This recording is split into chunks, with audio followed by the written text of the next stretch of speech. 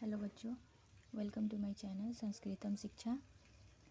इसके पहले वाले वीडियो में हमने बात किया स्वर वर्ण और व्यंजन वर्ण के बारे में। आज हम जानेंगे अयोगवाह के बारे में, जो कि बहुत ही इम्पोर्टेंट टॉपिक है वर्ण का, जो कि बहुत ही कम बच्चों को समझ में आता है। वो मतलब इसमें कंफ्यूज रहते हैं। तो चलिए बहुत ही आसान तरीके से सीखने का इसे प्रयास करते हैं। अयोगवाह वे वर्ण जो न तो स्वरों के अंतर्गत आते हैं और न ही व्यंजनों के अंतर्गत, उन्हें हम अयोगवाह कहते हैं।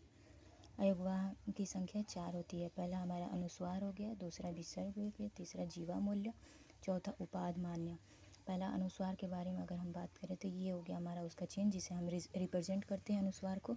अनुस्वार का उच्चारण नासिका से होता है, यानी कि नाक से होता है, जैसे हमारा गंगा हो गया। फिर हम अगर विसर्ग के बारे में बात करें तो विसर्ग का उच्चारण ह के समान होता है, जैसे कि राम।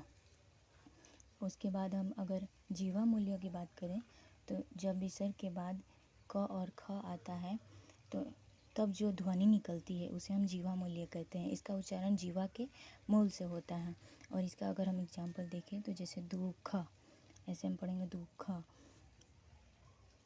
मतलब दू के बाद विसर्ग आ रहा है, फिर ख आ रहा है, दुख, ऐसे करके। अब हम बात करेंगे उपाद मान्य के बारे में। जब विसर्ग के बाद प और फ आता है तो जो ध्वनि निकलती है उसे हम उपाद मान्य कहते हैं। इसका उच्चारण होठों से होता है। जैसे कि हम उच्चारण अगर करके देखें तो दुफलम, दुफलम, इसका उच्चारण होठ से होता है। अब चलिए हम कुछ बात करते हैं कुछ उच्चारण स्थान के बारे में, जिसके बारे में हम पहले भी बताए थे, अभी भी बता रहे हैं। कंठ से हमारा उच्चारण होने वाला कौन कौन सा वर्ड है, तो कौन कौन सा लेटर है, अ हो गया, आ हो गया। कवर्ग में हमारा क, ख, ग, घ, ऐसे करके सारा आएगा, जिसके बारे में हम पिछली वीडियो में बात किए थे। उसके बाद हमारा ह आएगा, फिर विसर्ग आएगा, कंठ से ही उच्चारण करते हैं हम लोग। और फिर तालु से अगर हम देखें तो ई हो गया, बड़ी ई हो गया, चवर्ग में आ गया, च, छ, ज, झ, ऐसे करके सारा। और फिर य हो गया, तालाबे स हो गया। इसी मूर्धा से हम अगर उच्चारण करें तो री हो गया, ट वर्ग में आ गया हमारा ट, ठ, ड, ढ, ऐसे करके। फिर र हो गया, मूर्धन्य स हो गया, ऐसे करके।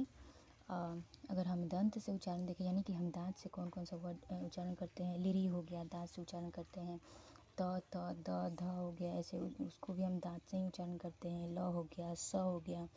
ओस से अगर हम बात करें, ओस से ऊ, बड़ा ऊ, और प, फ, ब, भ, ऐसे करके पवर्ग का हम उच्चारण करते हैं। व का भी उच्चारण हम ओस से करते हैं। अब चलिए बात करते हैं कुछ संयुक्त उच्चारण स्थान के बारे में, यानी कि एक से ज़्यादा इसमें होता है। कंठ और तालु, यानी कि कंठ और तालु दोनों मिलाकर ए और ऐ का उच्चारण होता है।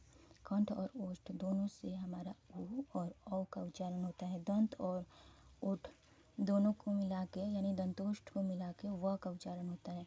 और ये जिसके बारे में हम पहले भी बात किए थे कि ये पांचों वर्ण नासिका अनुनासिका वर्ण कहलाते हैं, क्योंकि इनका उच्चारण हम नाक से करते हैं। तो चलिए अब अंत में हम संयुक्त व्यंजन के बारे में बात कर लेते हैं कि आखिर संयुक्त व्यंजन क्या होता है।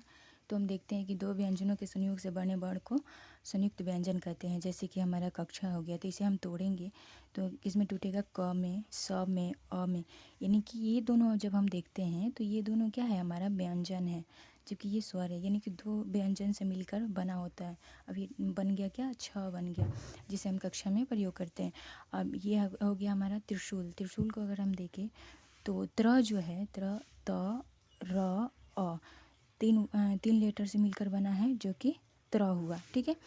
अब ज्ञान के बारे में अगर बात करें तो इसी प्रकार ज्ञान भी ज, य और अ से मिलकर बना है। तो चलिए आज के लिए इतना ही, मिलते हैं नेक्स्ट पार्ट में। वीडियो अच्छी लगी हो तो लाइक ज़रूर करें। धन्यवाद।